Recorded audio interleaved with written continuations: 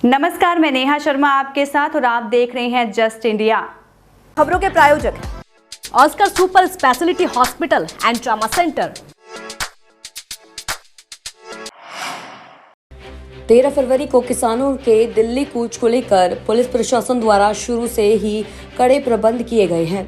जिला प्रशासन और पुलिस प्रशासन हर गतिविधि पर नजर रखने के लिए रूपरेखा तैयार करते हुए उस पर कार्य भी कर रही है।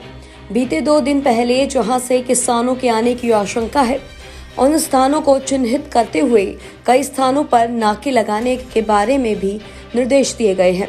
इस कड़ी में आज डीजीपी हरियाणा शत्रुजीत कपूर ने उक्त दोनों बॉर्डरों का निरीक्षण करते हुए यहां पर पुलिस द्वारा जो प्रबंध किए गए हैं उसकी आईजी अंबाला और पुलिस अधीक्षक अंबाला से विस्तृत जानकारी हासिल की है। उपायुक्त डॉक्टर शालीन ने भी जिला प्रशासन द्वारा यहां पर जो प्रबंध किए गए हैं उसके बारे में भी उन्हें अवगत कराया गया है। लोकसभा चुनाव के लिए हरियाणा कांग्रेस ने कमर कस ली है।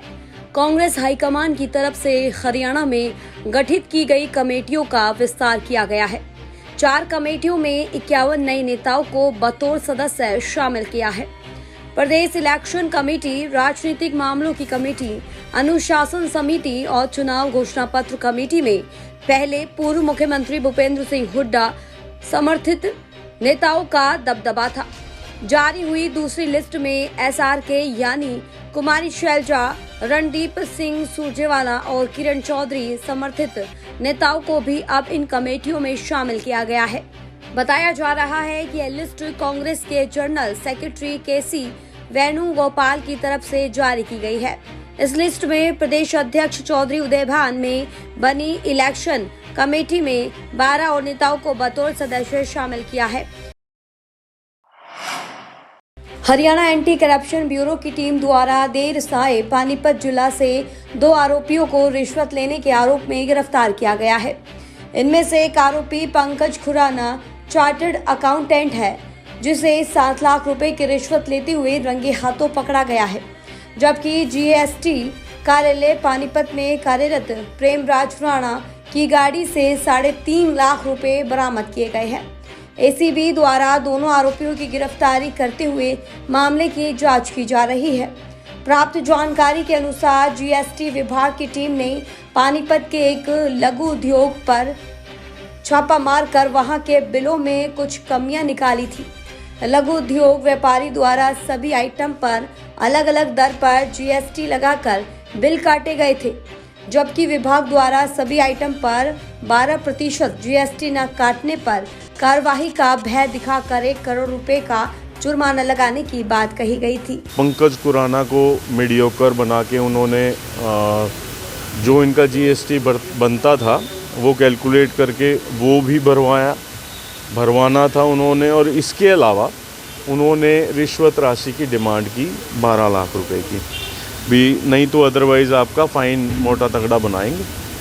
और जो इन्होंने रिक्वेस्ट की कि सर इतना तो मेरे पास है नहीं, तो वहाँ उन्होंने इनकी मजबूरी का फ़ायदा उठाते हुए 3 लाख रुपए CA के माध्यम से उनको अपना सुप्रिटेंडेंट जो हैं प्रेमराज मीना जी उनको दे दिए, और अब बाकी के जो 9 लाख रुपए के लिए वो उनके ऊपर बार बार प्रेशर बना रहे थे।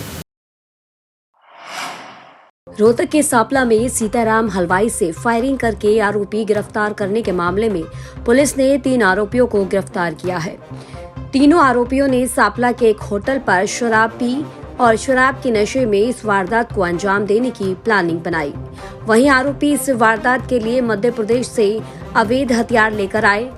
इसके बाद एक आरोपी की गाड़ी काले रंग की स्कॉर्पियो की नंबर प्लेट बदली और हलवाई पर फायरिंग करके रंगदारी मांगने पहुंच गए। इस वारदात में जो 3 आरोपी हमने गिरफ्तार किए हैं जिन्होंने घटना को अंजाम दिया था, मैं उनके बारे में डिटेल आपको बता देता हूं। एक का नाम है नवीन उर्फ भांजा, ये रहने वाला खेड़ी साथ का है, लेकिन फ़िलहाल ये अभी सापला में रहता है।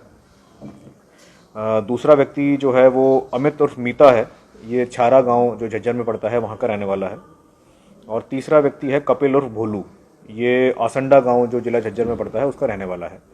तो घटनाक्रम कुछ इस प्रकार से हुआ कि ये तीनों व्यक्ति काले रंग की स्कॉर्पियो में बैठे थे। सापला से ये साथ में बैठ के शराब पी रहे थे। गाड़ी में बैठ के इन्होंने काफ़ी मात्रा में शराब पी और शराब पीते पीते ही इनके मन में कुछ शरारत सूझी है। कुछ आपस में इन्होंने बात करी है कि चलिए जा कर के हम सीताराम की दुकान पे जा कर के इस तरह से फायरिंग करके आते हैं। उसके बाद ये गए वहाँ पर और इन्होंने कुल वहाँ पर 2 राउंड्स वहाँ पर फायर करे और फायरिंग करके फिर ये वहाँ से भाग गए।